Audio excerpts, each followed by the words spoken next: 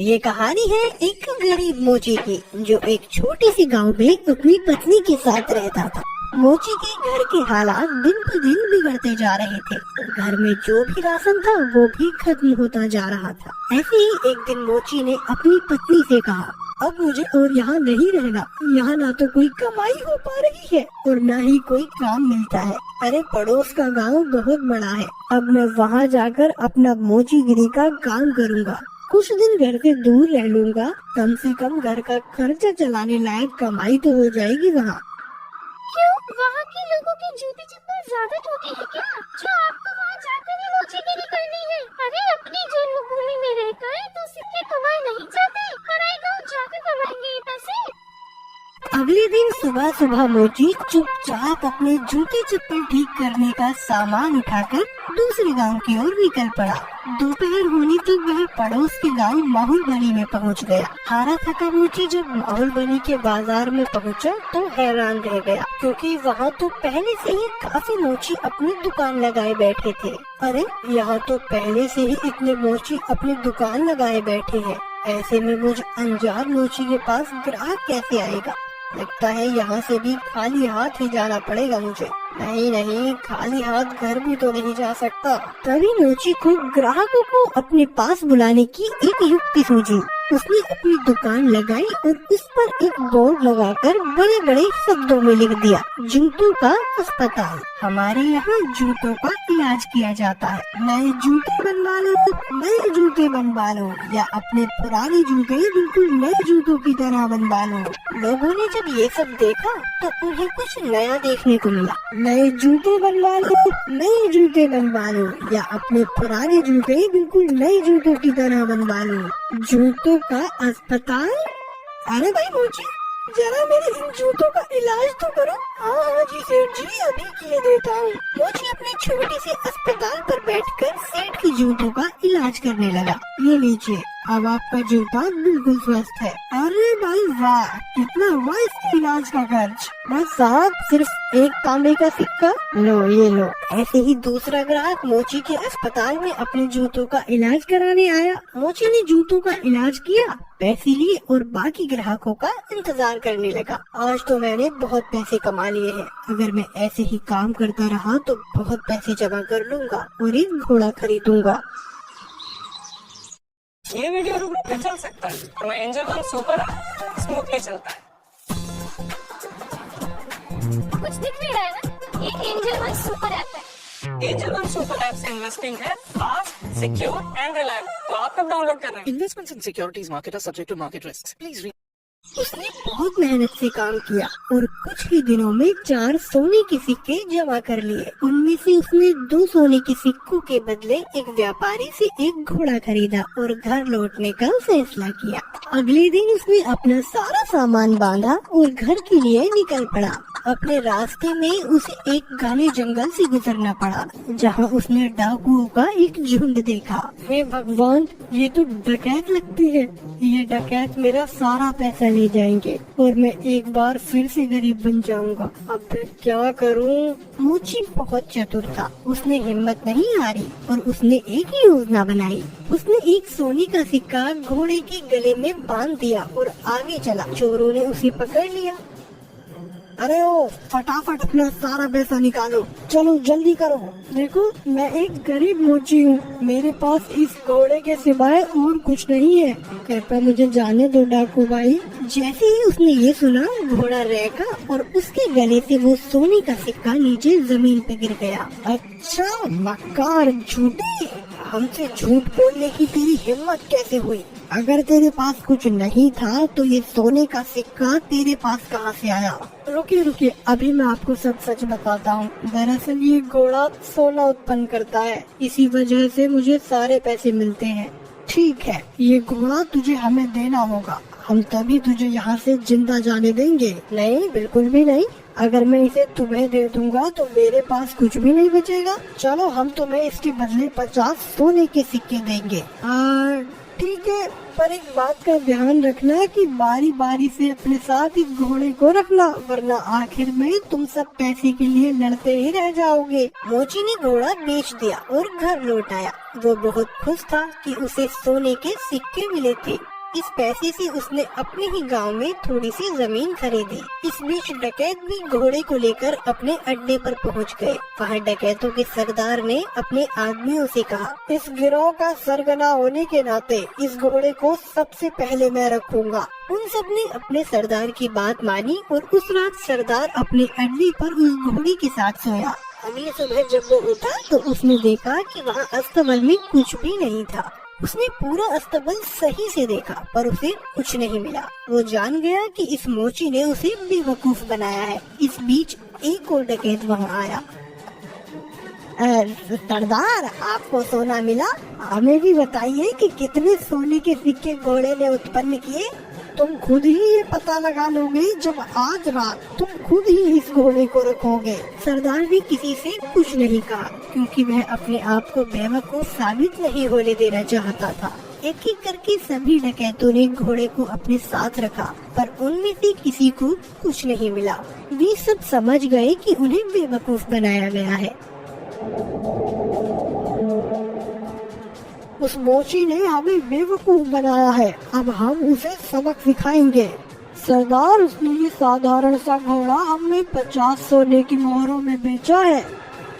हम उससे अपना पैसा वापस लेंगे और हमें धोखा देने की जुर्रत की सजा देंगे। हाँ, चलो चलो।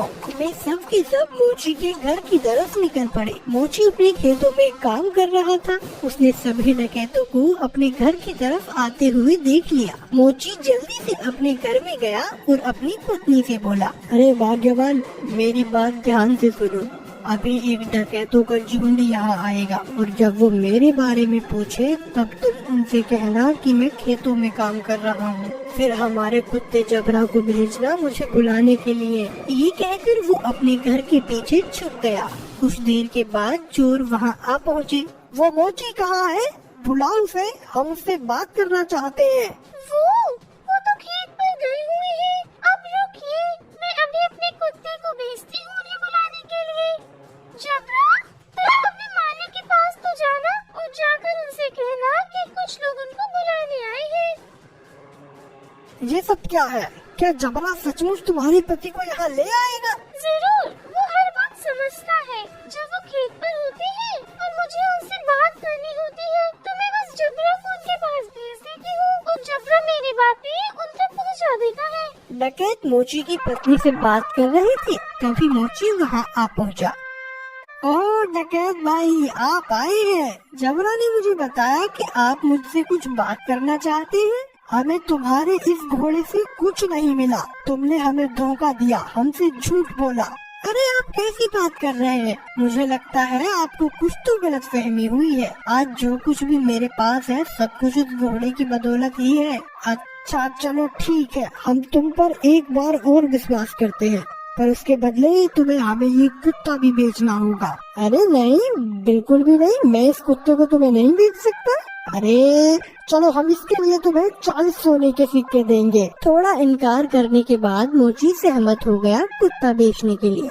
चोरों ने जबरा को लिया और चले गए। जब सभी डकैत अपने अड्डे पर पहुँचे तो सरदार ने ऐलान किया कि वो पहला होगा जो कुत्ते को अपने पास रखेगा। बाकी डकैतों ने उसकी आज्ञा मानी और चले गए। सरदार ने अपने बेटे श्याम को बुलाया। सुनो श्याम, मैं अब काम पर जा रहा हूँ। अगर मेरी जरूरत पड़े तो इस कुत्ते को मुझे बुलाने के लिए भेज देना। जैसा आप कहो पिताजी। कुछ देर बाद एक डकैत को अपने सरदार से एक काम आन पड़ा। उसने श्याम के पास आकर सरदार को बुलाने के लिए कहा, आप रुकिए, मैं तुरंत उन्हें बुलावा भेजता हूँ। जबरा, जा और जाकर पिताजी से कहना कि कोई वहाँ आया है उनसे मिलने। जबरा सरदार के अड्डे से भागा और बजाय सरदार के पास जाने के वो सीधा मोची के पास गया। जब सरदार घर वापस आया तब उसने देखा कि जबरा वहाँ नहीं था। वो जान गया कि जबरा जरूर अपने मालिक के पास गया होगा, तो वह अकेला फिर से मोची के घर गया। सुनो, क्या जबरा तुम्हारे पास आया हुआ है? हाँ, वो यहाँ आया है। मेरे ख्याल से उसे जरूर मेरी याद आ रही होगी। मेरी मानिए तो उसे थोड़ा सा समय दीजिए। अंत में वो आपको अपना मालिक स्वीकार करने ही लगेगा। सरदार जबरा को वापस ले गया और उसने अगले दिन उसे अपने साथी को दे दिया। जबरा सारे डकैतों के साथ एक एक करके रहा, पर वह हर दिन मोची के पास वापस लौट आता। सबने ये जान लिया कि एक बार फिर से मोची ने उनका बेवकूफ बनाया है। उन सब ने विचार विमर्श किया, इस बार हम बेवकूफ नहीं बनेंगे, मैं उस मोची को अब सबक सिखाऊंगा। इस बार सारे डकैत मोची के घर पहुँचे। उन्होंने मोची की एक न सुनी और मोची को एक बोरे में डाला और उसे लेकर वहाँ से चल दिए उसे सबक सिखाने के लिए। मोची चुपचाप बोरे में पड़ा रहा। रास्ते में वे सब एक मंदिर के पास से गुजरे, तभी एक डकैत ने कहा, सरदार गर्मी बहुत ज्यादा है, क्यों ना कुछ देर यहीं आराम किया जाए। सरदार भी उसकी बात मान लेता है और मोची को वहीं छोड़कर मंदिर में आराम करने के लिए चले जाता है। सुअरों का एक झुंड वहाँ से गुजर रहा था और जब मोची ने सुअरों की झुंड की आवाज सुनी तो मोची को एक उपाय सूझा और उसने तेज आवाज में चिल्लाना शुरू किया, मैं ऐसा नहीं करूँगा, मैं ऐसा नहीं करूँगा, मुझे छोड़ दो, मुझे जाने दो। सुअरों के मालिक ने उसकी आवाज सुनी और वो उसकी ओर आया। अरे रुको रुको, क्या हुआ, तुम क्या नहीं करोगे? किसने तुम्हें इस बोरे में डाला? वो मेरी शादी जबरदस्ती जमींदार की बेटी से करवाना चाहते हैं, पर मैं शादी नहीं करवाना चाहता। क्यों भाई, क्या तुम पागल हो? अगर मैं तुम्हारी जगह होता तो मैं यकीनन उसकी लड़की से शादी करता। अगर ऐसी बात है तो आओ, मैं तुम्हें बोरे में डाल देता हूँ और तुम जाकर उसकी लड़की से शादी कर लो। सचमुच? बेशक, लेकिन पहले मुझे बाहर तो निकालो। सुअरों के मालिक ने मोची को बोरे से बाहर निकाला और खुद बोरे के अंदर घुस गया। मोची ने उसे बांध दिया और उसकी सुअरों को लेकर वहाँ से चला गया। शाम को डकैत मंदिर से बाहर आए, बोरे को लिया और चले गए।